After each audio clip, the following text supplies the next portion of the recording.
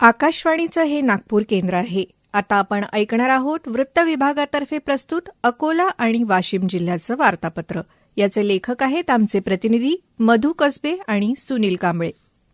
अकोला जिल्हा सातत्याने देशातील उच्चांकी तापमानाची नोंद करत आहे. अकोल्यात उष्माघाताच्या सर्वाधिक 72 रुग्णांची नोंद असून त्यापैकी 55 रुग्णांना डिस्चार्ज देण्यात आला आहे. 45 ते 46 अंश सेल्सिअस तापमानामुळे शहर जणू आगीची भट्टी बनलं आहे. दुपारीच नव्हे तर रात्रीही उष्ण झळा जाणवत आहेत. आरोग्य विभागानं नागरिकांना काळजी घेण्याचं आवाहन केलं आहे.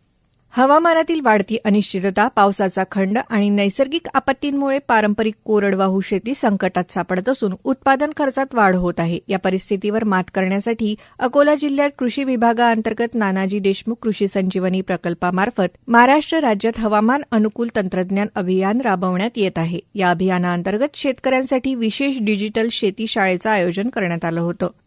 ग्रामीण भागातील शेतकऱ्यांच्या सर्वांगीण विकासासाठी महत्त्वपूर्ण ठरणाऱ्या मुख्यमंत्री बळीराजा शेत पाणंद रस्ते योजनेत राज्य शासनानं सुधारणा करत अंमलबजावणी अधिक कडक केली आहे. या निर्णयामुळे अकोला जिल्ह्यातील शेत रस्त्यांवरील अतिक्रमणं हटवण्याची प्रक्रिया गतिमान होणार असून अनेक वर्षांपासून अडथळ्यांमध्ये अडकलेले रस्ते मोकळे होण्याचा मार्ग आता मोकळा झाला आहे. शेतमालाची वाहतूक सुलभ व्हावी आणि शेतकऱ्यांना बारमाही रस्त्यांची सुविधा उपलब्ध व्हावी या उद्देशाने ही योजना राबवण्यात येत आहे.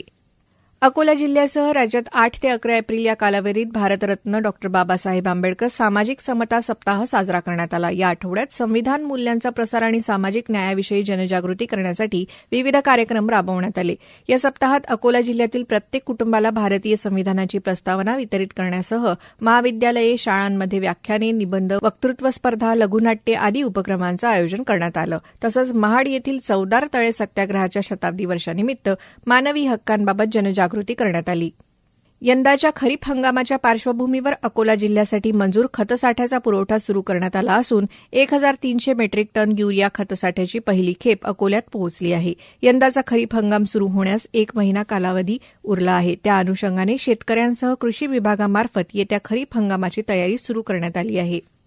कर्तव्य बजावताना स्वतःचं आरोग्यही तितकंच महत्त्वाचं असल्याचा संदेश देत अकोला पोलीस दलातर्फे कर्तव्याबरोबरच आरोग्य या संकल्पनेतून आयोजित आरोग्य तपासणी शिबिराला उत्स्फूर्त प्रतिसाद मिळाला. सिटी कोतवाली पोलीस स्टेशन इथे पार पडलेल्या या शिबिरात पोलीस अधिकारी आणि अंमलदारांनी मोठ्या संख्येने सहभाग नोंदवून आरोग्य तपासणी करून घेतली.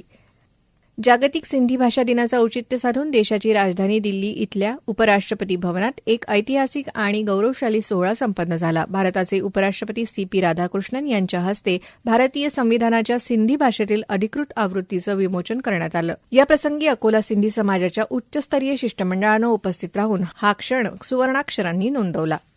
शासनाच्या आरोग्यविषयक विविध योजनांमधून मदत न मिळालेल्या पात्र आणि गरजू रुग्णांसाठी मुख्यमंत्री वैद्यकीय सहाय्यता निधी आधार ठरत आहे. वाशिम जिल्ह्यात गेल्या आर्थिक वर्षात 361 गरजू रुग्णांना सुमारे 2,79,00,000 रुपयांची वैद्यकीय आर्थिक मदत वितरित करण्यात आली. वाशिम इथे फिरत्या पासपोर्ट अर्थात पारपत्र व्हॅन सेवेचं उद्घाटन करण्यात आलं. यामुळे आता नागरिकांना पासपोर्ट काढण्यासाठी इतर जिल्ह्यांमध्ये जाण्याची गरज उरणार नाही. यापूर्वी वाशिम जिल्ह्यातील नागरिकांना पासपोर्टसाठी नागपूर, अकोला किंवा हिंगोली इथं जावं लागत होतं. त्यामुळे वेळ, श्रम आणि खर्च यांचा मोठा ताण सहन करावा लागत होता.